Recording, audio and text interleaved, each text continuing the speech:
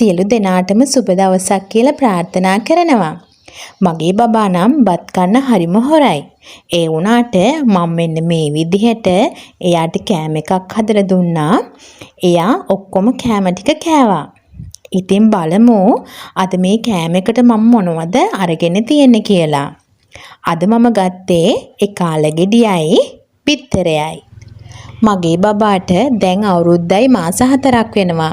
ඔයාලට පුළුවන් මාස 9 ඉඳලා බබාලට මේ කෑම එක හදලා දෙන්න. මොකද එයාලට ෆින්ගර් ෆුඩ්ස් පුරුදු කරන නිසා.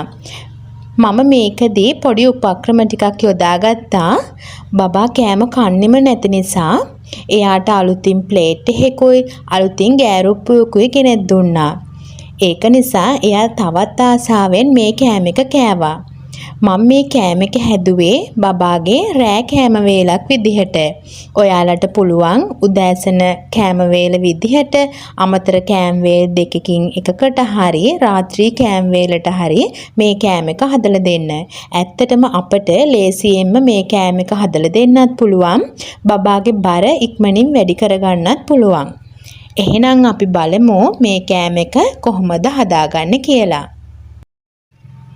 මම මෙතන අරගෙන තියෙනවා තඹගත්ත අලගෙඩියක්, එක බිත්තරයක්, කැරට් ටිකක්, ලුණු ටිකක්, කොළ ටිකක්.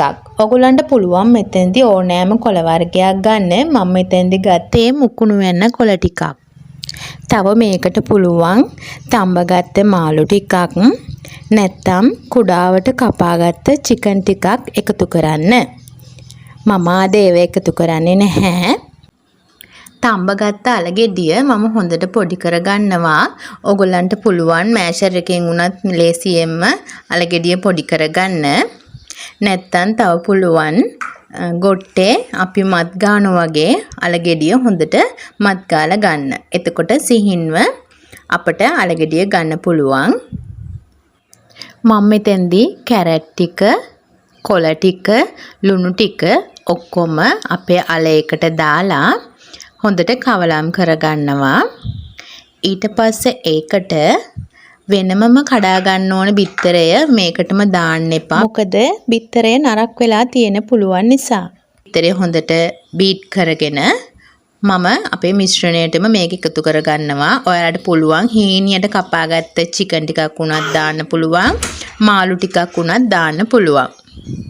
මේ කෑම එක තවත් රස කරගන්න ඔයගොල්ලන්ට පුළුවන් අවුරුද්දට වැඩි බබෙක් නම් ඉන්නේ මේකටම චීස් කෑල්ලකුත් එකතු කරන්න. ඇත්තටම මගේ බබා හරිම ආසාවෙන් මේක කෑවා. මම නම් හිතුවේ නැහැ එයා ඒ තරම් කාවී කියලා. මොකද මම රොටි 4ක් විතර හැදුවා. එයා ගොඩක් දුරට ඒකෙන් රොටි 3මාරක් විතර කෑවා. මට බයත් හිතුණා බබා එච්චර කෑවහම. ඒක නිසා මං එයාට ඉතුරු ටික කන්න දුන්නේ නැහැ. කෑල්ලක් දෙකක් ඉතින් බිම හලහල තමයි ඉතින් බබා කෑවේ. ෆෑන් එකට බටර් ටිකක් දාලා යන්තම් රත් වේගන එනකොට අපේ මිශ්‍රණයෙන් මම මේ විදිහට පුංචි රොටි ටිකක් හදාගත්තා.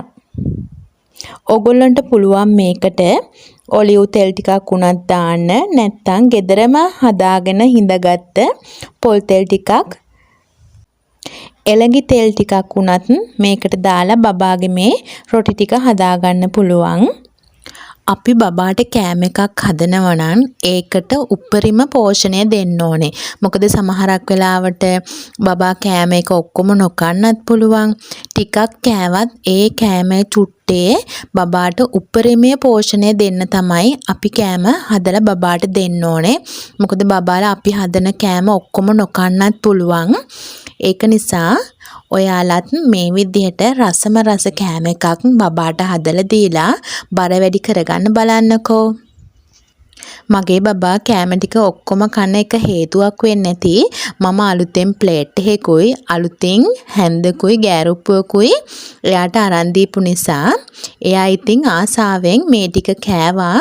ඔයාලත් ඒ විදිහට බබාගේ පිගාන හැන්ද පොඩ්ඩක් වෙනස් කරලා බබාට කෑම හදලා දෙන්න. එතකොට යාලා ආසාවෙන් කාවි. එහෙනම් මගේ මේ රෙසිපියත් ඔයගොල්ලෝ try කරලා බලන්න.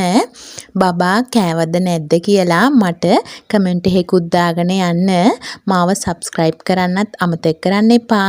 එහෙනම් අදට ගිහින් එන්නම්. හැමෝටම බුදු සරණයි.